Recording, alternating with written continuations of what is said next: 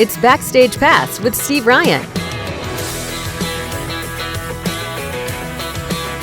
And here's your host, Steve Ryan.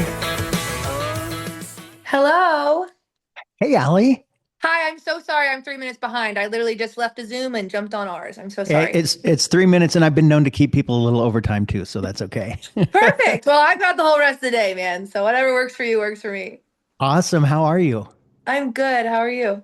I'm doing all right. I'm so happy to talk to you. You as well. I was talking to Bev, and she sent me the information on the EP, and man, I love that EP, the new EP. The cover's behind me, and Yes. yeah, sincerely, Rolling Stone. It is so good. You got a chance to listen to it? Do you like it? Yeah. Oh, I love it. And you know Thank what else you. is so cool, Allie, is that you're putting it out on vinyl because I just love vinyl. It's been a dream. It's been an absolute dream forever. And the first album, we just couldn't afford it. We went with CDs. Because I thought, well, at least there's more people, like you can play it in more places. You can Yeah. play a vinyl in more places now than you can a CD. That's crazy. Yeah. Yeah. So I was really excited. And then we were lucky enough to make a really big tour last year, but we were not allowed to sell any kind of hard merch. So we just held on to the album until we were off tour to where we were able to print vinyls and everything like Yeah. that. So it's been a long time coming for me on the vinyls, and I'm very excited. And Yeah. I've never heard myself on a vinyl. So I might go out today and get me a record player because I have my vinyl, but I I haven't got to hope you listen just to it love yet. it. I hope you just love it because to me, nothing sounds like vinyl. And I'm I know so I'm old school. excited. I'm old school. I know that. But to me, everything would be vinyl if I had my choice. That's cool. Well, I'm really Yeah. excited. So did you maybe get to listen to the project on a vinyl or did you listen to it digitally? No, digitally. Yeah, I Yeah. figured. That's okay. Yeah. Yeah. It's great though. Grass on the Grave. Wow. Thank you. Wow. That I yeah, love it. It's definitely one of those titles everyone looks at and like they don't want to listen to it. You know what I mean? They're like, we don't want your grief song. I'm like, it's different, I promise. But the sun will keep rising. Broken ground just needs the rain. It takes time moving on. There's grass on the grave.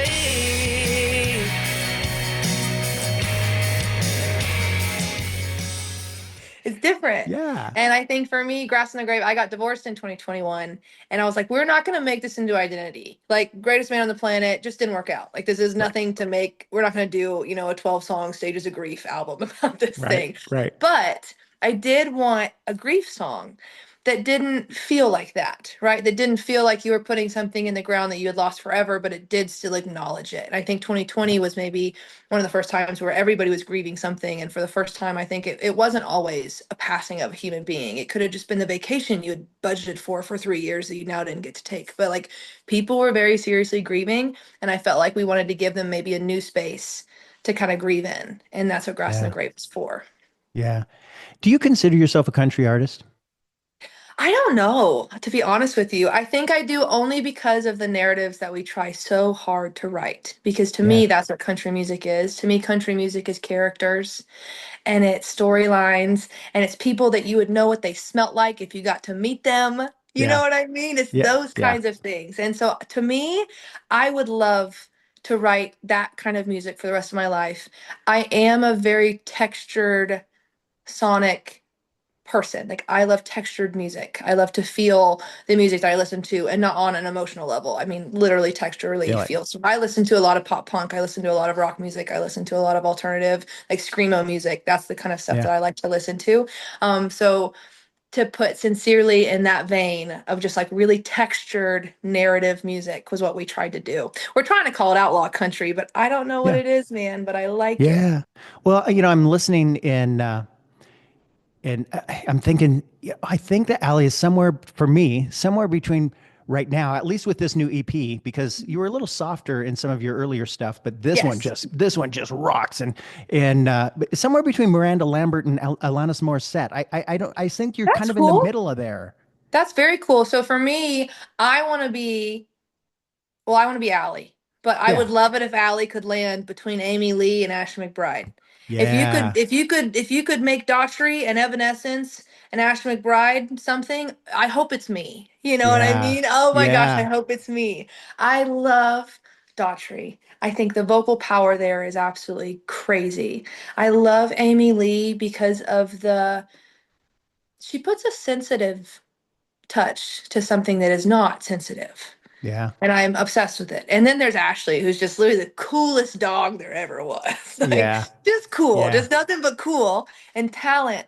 And that's what I grew up listening to was a lot of Amy Lee, a lot of Nickelback, man, a lot of Yeah. Daughtry, a Yeah. lot of just tonally textured stuff, a lot of Yeah. 3 Days Grace. Love 3 Oh Days yeah. Grace. Yeah. So household name is literally Amy Lee and 3 Days Grace and Allie smacked together, and a little bit Yeah. of Thunder Rolls, and I'm obsessed. I get it. But I had the most production freedom on this album that I've ever had, in the sense of the first album was really kind. It was very singer-songwritery because it Yeah. was just Allie and acoustic guitar, and what would that turn into? And this was the first time that I went and picked out every musician myself and said, these are the guys that I want on this song. This is what I want it to be like. Would you guys be a little explorative with me today on these things? And it wasn't so simple and cut and dry as maybe the last stuff has been. And it was Yeah. the most fun I've ever had working on something. Yeah, I love that.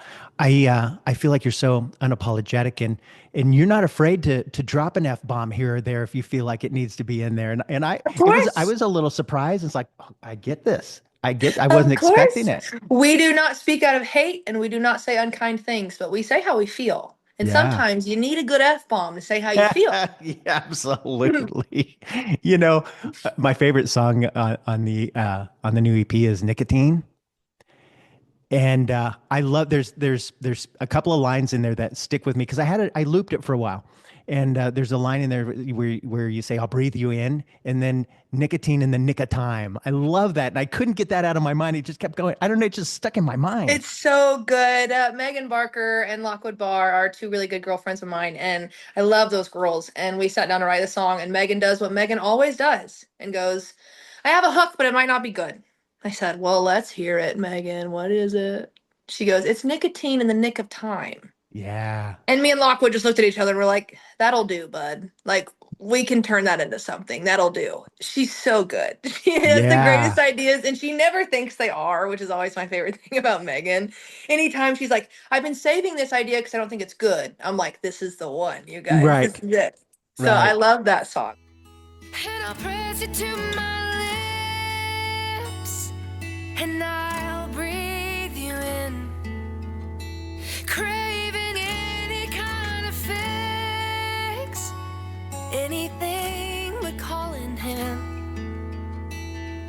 Oh, and just when I think I can get by, you're my nicotine in the nick of time.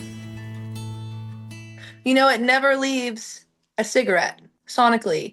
The way that we built it and the way that we wrote it and the way that I built it in the production phases was it's maybe what, like 3 minutes and 12 seconds or something. It's not supposed to leave a single cigarette. So your whole verse is supposed to be you just getting outside, you know, and fumbling in your pockets and getting it out and lighting it. And that whole chorus of and I'll press it to my lip. That whole thing is just a cherry, you know, just like that Yeah, whole first inhale.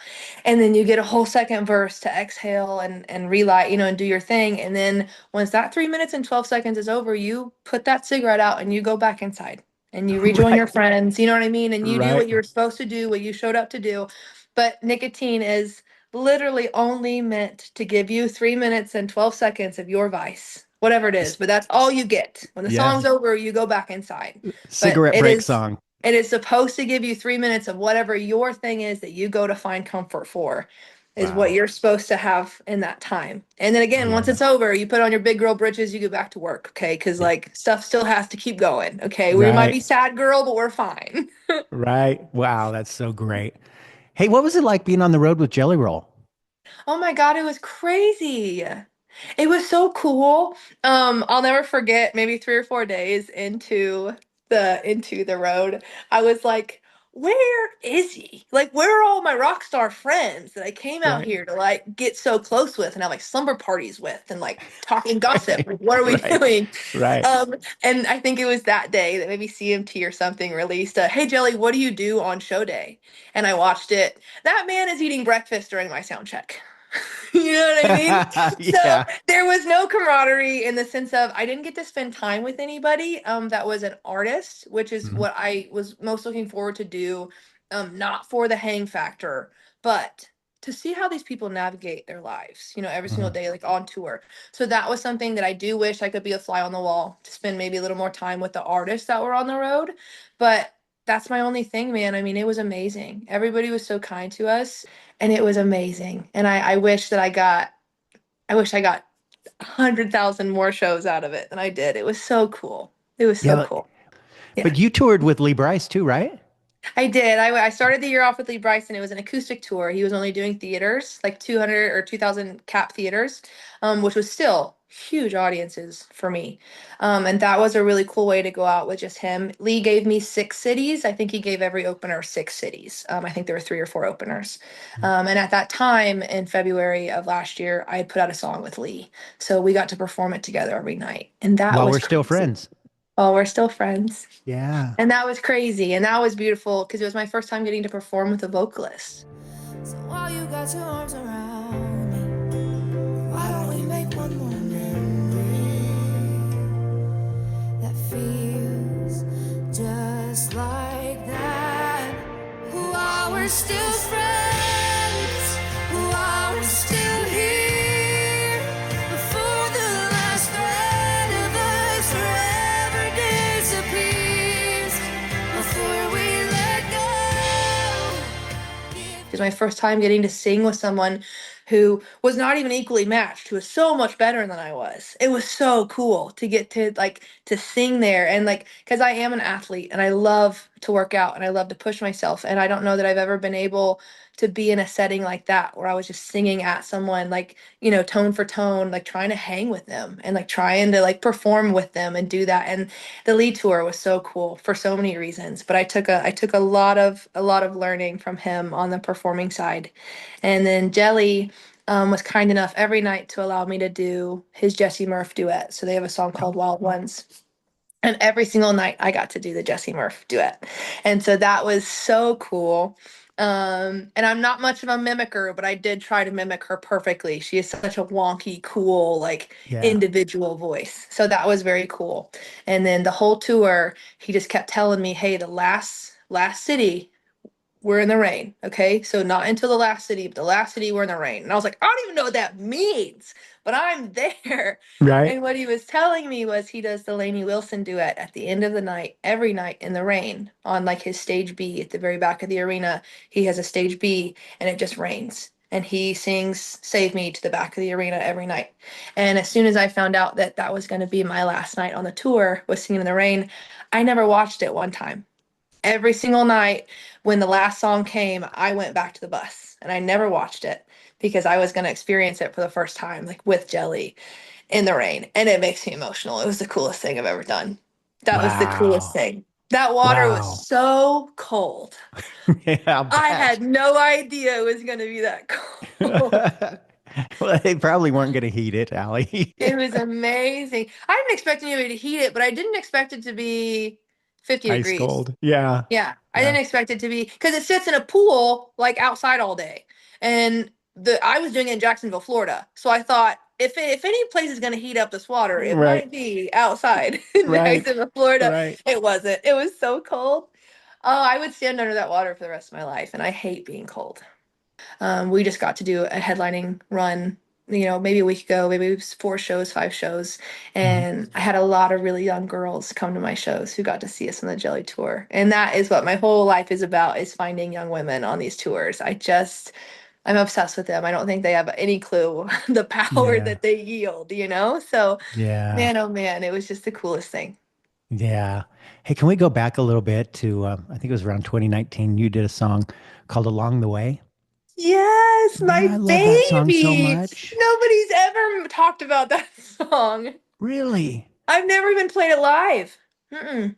Oh man, I No, love that song. I love that song and I love the amount of work that went into it. You wanna set your sails for open skies, and I hope that you discover yourself along the way to my heart, along the way to this bed, along the way to my arms, like the tide.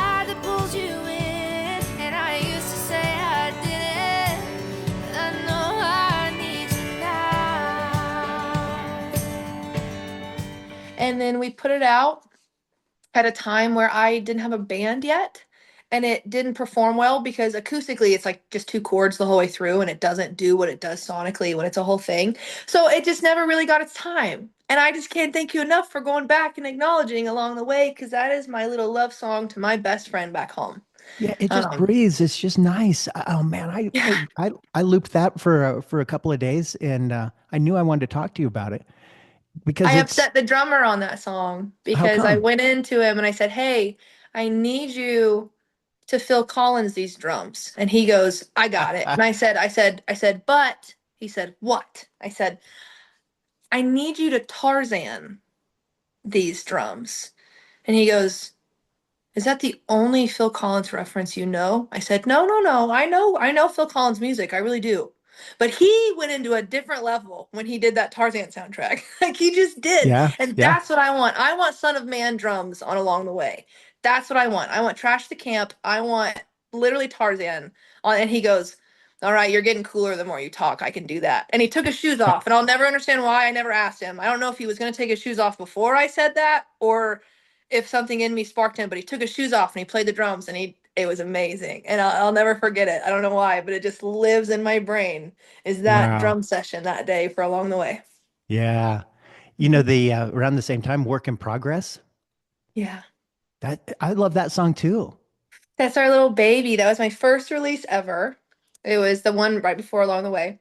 Um, and Marcus Hummin did Work in Progress and Along the Way. So Marcus Hummin, I knew as a kid from writing the Dixie Chicks stuff.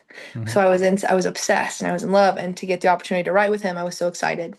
And we sat down and we talked for a really long time just about me with him being an artist, he was really interested on my upbringing with my family and how I was doing what I was doing and why I was doing it the way that I was. And we just sat and we just talked all day. And the next day we sat down and we did Work in Progress. I go my own way, try to walk a straight line. Still trouble finds me time after time. I flirt with disaster and I court distress. I'm a work in progress. And it's very honest. Quite frankly, I think it's the most boring song I've ever done in the sense of like, I'm bored by the time it's over with. I still have women come to my shows all the time and request it. And I go, "I'll do it for you. But if I fall asleep, you got to come up here and tap me on the shoulder or something, okay?" Because it just doesn't move the way that like Yeah. Household Name moves or like Halos and Right. Horns. You know what I mean? But they're beautiful songs. And I think they did really represent, Allie at that time with what she was doing. So I still love those songs, but we don't get to play them as often anymore. Yeah. So thank you for bringing them back around for me. Well, when I was anticipating this conversation, I was going back through your catalog, and I'm thinking to myself, I feel like I kind of took this little I don't know, tour with you as you figured out where you wanted to be as an artist, and I could kind of see these little shifts. Some were just very subtle, but others were just kind of big shifts.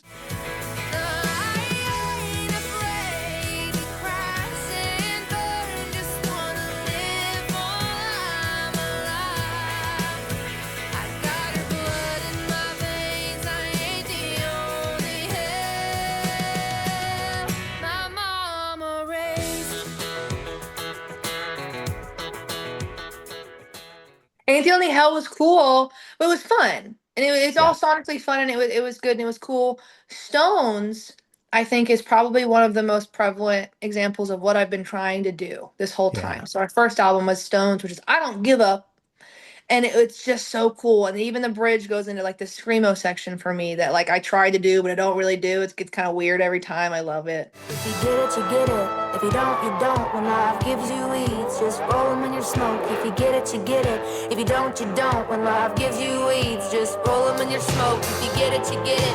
If you don't, you don't. When life gives you weeds, just roll them in your smoke. If you get it, you get it. If you don't, you don't. When life gives you weeds, just roll them in your smoke. All those stones you've been throwing, they bringing me down, and I know where I'm going. I think there has been a lot of moments that have kind of shown where I've been trying to go. And I'm really grateful for that because never once has someone been like, you changed your mind. They've just been like, man, you've been settling in for years. I'm like, no, I have been. I've really Yeah. been settling in, and I really feel like I'm there. So I'm very grateful for those acknowledgments, because I feel like a younger Allie would have been like, no, I've always known what I was doing. Right. And 28-year-old Allie is like, oh, I'm settling in. I still don't know where I'm going, you guys, but I'm settling in and I'm Yeah. enjoying it. Um, don't give your heart to a cowboy. It's like there's your warning Right. song. Mm-hmm. Right, right, right. But don't do that. I'll tell you what, you can have those cowboys fix your fence line. You can have them pick you flowers. You can let them store your money, but it's very easy to find. It's like always a coffee can or a mattress, Simon Yeah. Original. You know what I mean? But do not. Don't give your heart to them, dog. Don't do it.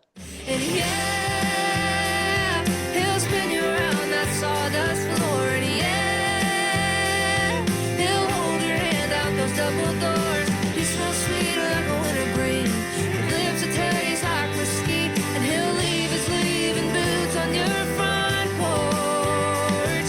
So don't give your heart to a cowboy. I Um, love those songs. I love that yeah. music. And I agree it's a journey, because even some of it I don't like to play anymore, but I still love those songs. You know what I mean? And I love what it represented at that time. And I kind of hope that's how it always is. I like to think Yeah. that I will land somewhere, but then what? You know what I mean? I don't Yeah. think I want to do that. I think I want to keep doing exactly what we're doing. Yeah. Yeah. There was a song with Carter Winter that I found, Love Love Like like I I Drink. drink. Yeah. Mm, it's my You guys sound so baby. great together. We do. I've gotten the privilege to write for Carter for the last couple of years. He's one of my best friends. He has an EP out called Gold that I wrote every song on. We have a song out called The Other Side that I wrote with him that is my absolute baby. If I was ever going to cut a song that someone has already cut of mine, it would be The Other Side. I've asked him 100 times. He said, "Can I have that?" And he goes, "Whenever you want it, you can have it, but right now it's mine." I said, "Deal, buddy. That's fine." I Yeah. love working with Carter.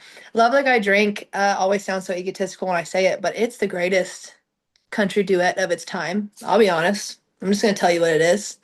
It's perfect. It's it's the closest thing that I feel like I've sonically experienced that made me feel the same way that Alison Krauss and Keith Whitley made me Yeah. feel as like tonal vocals together. Carter is my favorite person to sing with. He came out on the Jelly tour with us several times and did Love Like I Drink with me. I love like I drink, going down smooth, burning like hell. One shot of you, I want that bottle to myself. I go all in till I can't think straight. 'Cause I love like I drink. And doing that Wow. with him in an arena was crazy. Yeah. But I have been writing alone a lot. Um, and that's something that I've never really shared. There's one album, or there's one song on the Stones album called Blame It on the Weather. That is just a solo write of just myself. And I think that is the first and only time that I've put out a song that I'm the only writer on. And I write that way a lot, actually. I just don't share those songs. How come? And I think I would like to do it because when you write with co-writers, and I ran into this a lot in my marriage, which I didn't understand at the time, but I was divorced in 2021, as we talked about with Grass in the Grave, and there were so many times in those years leading up to then when I was writing songs that were really tough for me. Songs like there's a song called Playing House on the first album. There's a song called Good as It Gets on the first album that I would come home to my partner and any line that they had a problem with, that's not my line. That's the co-writer's line. They're mad at their partner, not us, dog, not us. Yeah, yeah, yeah. That's the co-writer. And you can always throw things on your writers when you write with other Right. people, you know? And if I was to put out a self-written project that was only You own me, it. You I don't own it. have anybody to blame or throw anything off of when someone comes and says, "What do you mean when you said that?" I said, I Wow. meant what I said, is what I said, okay?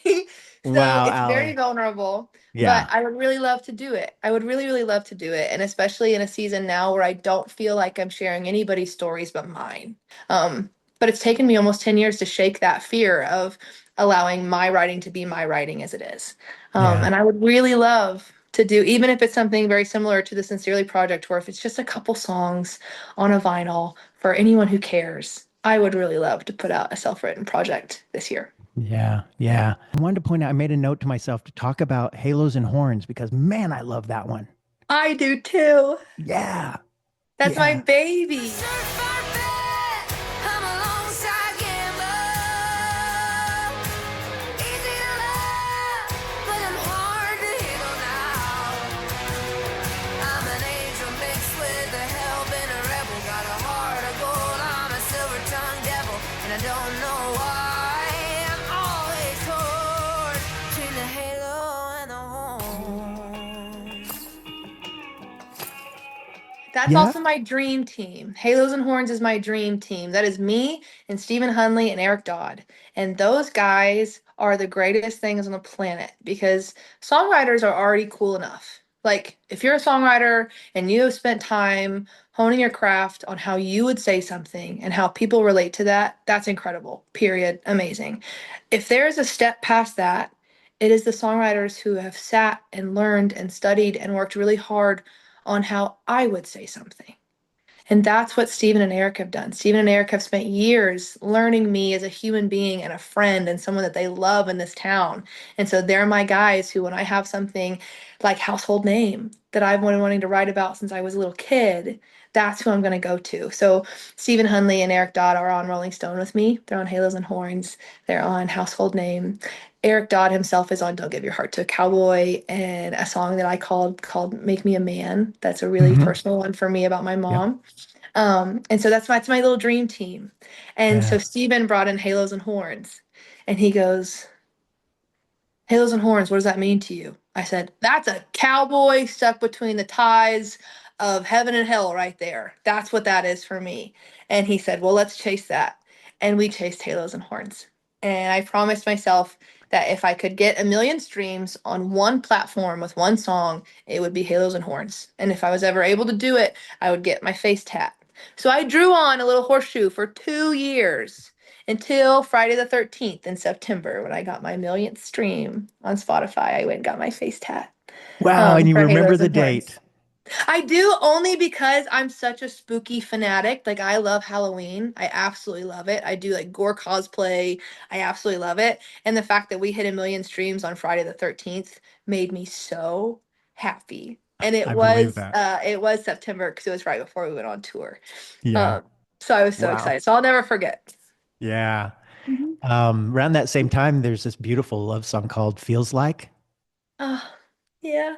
It's so tender. I just love that. Waking up to that first sunrise, knowing I could hold you for the rest of my life. It ain't never getting old, just getting better with time. That's what loving you feels like. I'll ruin something for you. Okay. I was just really tired of singing love songs all the time about people I didn't even like anymore. Because then you'd have to do I, them later if they're hits. yeah, and then I was like, also screw you for thinking I still care about you because I'm still singing this Right. song, Right. right? So Yeah. I wanted a song that made me think about like fresh laundry, like when you crawl into it and you're like, oh my God. I wanted a song that made me think about breakfast at midnight when like you and your friends have all just, I don't know, consumed too much of something and all of a sudden you need Waffle House. I wanted a song that made me think about my siblings and what it's like just spending time with them and about my mama and both my moms and my dad. And that's what Feels Like is for me. So I love Feels Like. I'm not going to say the most out of all my songs, but it is one of my babies because it is a song that I will never not feel that way about. There's never going to be a life where I'm mad at breakfast. There's never going to be a life when I don't absolutely love my siblings, even if we would all dangle each other over a cliff for just a couple seconds, Right. as we do, Right. as you do when you love someone. Right. So Feels Like is my baby that I always get to feel that way when I sing it. Nice. And I love that one because there are other songs in the past, that you sing them and they still feel cool because they feel received and they feel like love and you feel like someone in your audience is experiencing loving someone. But I'm like, I don't even talk to this dude anymore. Right. Yeah. Right. Hey, Blame It on the Wine with Carly Rogers. Yeah. That's so great. I love that That too. is Carly's my best friend. We met at Belmont. 11 years ago. We went to college together. She's from Vermont. I'm from Oklahoma, and we are just unstoppable. She's my best friend, and so she had the song. She wrote it with I want to say Jesse Triplett. If not, he produced it. I'm really not sure. I was not a writer on it, and I used to play a song called Stone Heart that I wrote as a duet all the time. And Carly and I've been playing the same bars for, as I said, for over a decade. So I would always sing the duet, and I just sing both parts myself. Like mid song, I'd explain, "Hey guys, I'm a dude now. Here it is." And we did it, and everyone always loved it, and it was always fun. And so I always encouraged her to do that with her duets. And she did it with Blame It on the Wine for about a year. And finally, I was like, "Hey, dude, I love this song, and I love singing this song with you. And I know it doesn't fit our relationship, and I know it doesn't fit like what we do, or even, how we identify in relationships or anything like that. But would you consider letting me duet this with you?" And she said, "Everyone's going to think we're dating, right?" I said, "I don't care. I love this song. I love this song." And so I got to do this as a duet with Carly. And we did sing it as a love song, but we also did a really fun thing with like the album artwork where it looks like we're two girls who are like trying to get away from the two guys we came with that we just don't want to be with anymore. Don't wanna blame it on the wine. Please don't make me blame it on the wine. Yeah, I wanna take my time, but the look that's in your eyes got me feeling like I can't slow down. On the verge of my control, babe, I'm letting go. So if you don't feel the same, you gotta let me know. I'll just blame it on the wine. Blame It on the Wine had a bunch of little meanings for us that we loved so much, but I just love the song. Yeah. I let my friends leave so I could use a ride. I think that's such a creepy line because don't ever do that, ladies. It's 2025. Don't let men take you home. But also, that's such a hot line. That's such a Yeah. sexy line. If someone walked up to me in a bar and said, "Hey, I let all my friends go. Are you going to take care of me?" I'd be like, "Yes, I will. Of course I will." Yeah. I love that song. Yeah. I love this conversation. I love the fact that you're so no nonsense. And I actually put in my notes in front of me, no nonsense next No to tattoos. nonsense. No nonsense. There's no space for it. Yeah. And it reminds me of tattoos. I love I was pitched tattoo songs for years. Yeah. And finally, I was like, "I've got to write my own, guys. No one's getting it right. We're not doing tattoos on this town. We're not wearing our heart on our sleeve. We're Right. not doing these things. What are we doing?" And I just thought about how tattoos came into my life when I was I was probably 8 or 9. And God help me, it could have been Walmart. I hope it was somewhere hotter than that, but it might have been Walmart. I just saw a woman who was just tattooed head to toe. And I thought, that is the prettiest thing I've ever seen. Hmm. Also, I want to know why. I don't even know this woman. I just want to know why. Like, why do you have what you have on you? And I just fell in love with body art that early. And very similarly, like attractive wise, that's what I'm attracted to. I'm very attracted to body art. And Mhm. that's what I wanted. I said, "Can we just write a tattoo song that just makes boys feel like a little piece of tattooed meat for just a second? They deserve that. They deserve to feel the way that they've made us feel Right. for centuries. Like, go at it, dude. Do your thing." And so that's what we did. We wrote the song that's just supposed to make whoever you are just feel sexy in your tattoos and in your skin and all of that stuff. You're trying to complicate a simple feeling. Pull the trigger, put your hands on my body. Just a little taste, my heart ain't gonna break. Chalk it up to being naughty. I wanna be all over you, like those tattoos.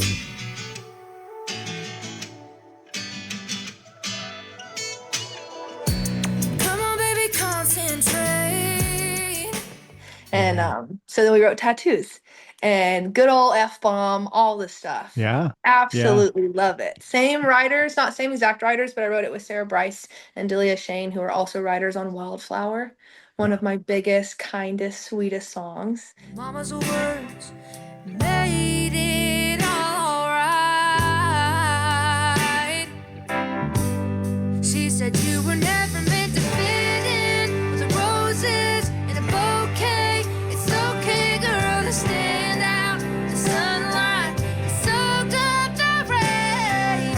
Feed your sweet soul. Grow, baby, grow, wildflower. So I also love that too, that most of my writers on my feisty stuff are also my writers on some of our most sentimental stuff. Yeah. Hey, what are you going out on the road this year? The rest of this year? We are doing a lot of headlining stuff as much as we can. We are praying. I'm crossing all my fingers and toes right now that we are able to land another tour for this year.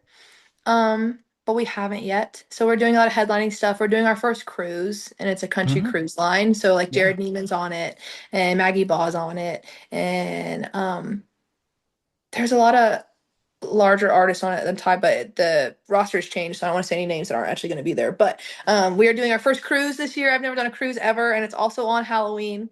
So we're all Wow. trying to find like a group costume for anyone who buys tickets because of Allie, you better also bring the same costume as me. We're gonna run around the boat. Yeah. I'm so excited. So we Tho- have new opportunities this year, but we don't have a tour yet. yeah. I'm kind of shaking in my boots about it, but something's gonna come. Those cruises are becoming a big deal, huh? I think so, and I think a lot of them too are. I don't know that mine is 100% a reschedule, but I was scheduled on a country cruise line for 2020, and it was in November. So obviously, Yeah. when every tour or every cruise canceled, I don't know if all of these country cruise lines that you're seeing with artists on them are reschedules, and that's why we're seeing so many, or if they really are just coming back around. But I've Yeah. never done one, and I'm really excited. And I was really bummed when we missed the first one, but would not have gone under the circumstances anyway. So really excited to get to go and do it, hopefully safely this time, Yeah. and just get to experience the ship. I'm very excited. How do you like people to follow you to keep up with what's happening and latest news and all that stuff? What's the best Yeah. place? The best place would probably just go to the website, alliecolleenmusic.com, and then you can go to whatever your social is that you follow the most and like whatever your DSP is that you use the most. So if you listen on Amazon, iTunes, Spotify, whatever, you guys can get that from the landing page. But I do always like to say, I run my Instagram all myself. So if you need to get a hold of me or if you're sending me anything like that, like Instagram is the way to get me and my most personal social. TikTok, we do the lives more than we post on TikTok, but we do a lot of TikTok lives. And then if you love makeup and you like Halloween and that kind of stuff, I do all of my Facebook Live makeup things in October on Facebook. So those are like 3-4 hour lives. It takes me a very long time to do these makeup looks. And it's just fun. And we all just hang out for a couple hours on live. So all my socials are supposed to be a little different, but you can find everything from alliecolleenmusic.com. And anything you guys are willing to follow, please, please, please. It helps me out so much. You can follow me literally anywhere but home. I would really, really appreciate it. Please. Yeah. Yeah. Wow, Allie, I love talking to you. I'm so far over time. Bev is going to kill me. You're But okay. I won't tell her. I won't even okay. tell Bev. Oh, I okay. got you. Okay. I won't even, Yeah. because if I told Bev about this, I'd have to tell her I was 3 minutes late because I also let the other guy go a really long Yeah, but time. We don't I'm even over have by to more tell than her. 3 minutes. We don't even have to tell her. Okay. All right. That's awesome. But also, I really enjoyed the time that you have given me today. So thank you so much. Yeah. Well, what you're doing, Allie, is quality stuff, and I just love it. And I've really enjoyed this time with you. So thank you so much for Of giving me some time, letting me course. go way over. Of course. Thank you so much. Thank you so much. Have a great day, okay?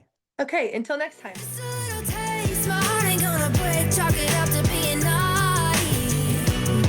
I wanna be all over you, like those tattoos. For questions or comments, email Steve at steveryan.songoftheday@gmail.com.